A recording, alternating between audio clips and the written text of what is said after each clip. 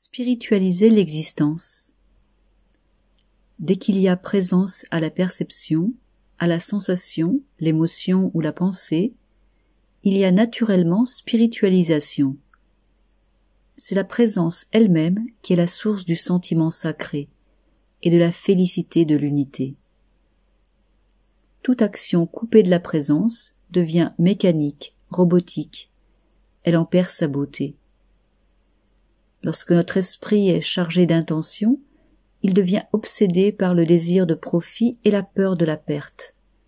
Il devient mécanisé, car coupé de sa source.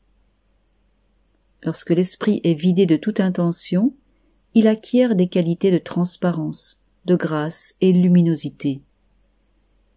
L'action prolonge alors la présence silencieuse.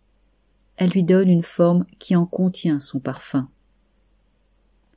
Le désir de spiritualité et de spiritualisation vient d'une lassitude de la mécanicité, par l'appauvrissement qu'elle induit, et d'une aspiration à la vérité qui s'éveille tel un appel auquel il n'est pas possible de se soustraire. C'est ainsi que le mental projectif s'absorbe dans la conscience non projetée. La vie quotidienne est un parfait terrain d'intégration. Toute action coupée de la présence est vue comme réactive. Un ajustement se fait alors.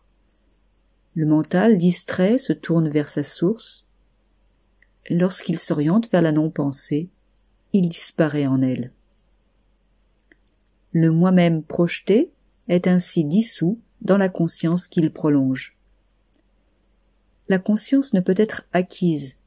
Elle est notre fondement, ce qui est en dehors du mouvement, des mutations et transformations.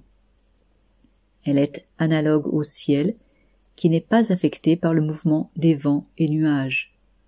Elle est toujours libre. Elle rit du désir de liberté, car la liberté est sa nature.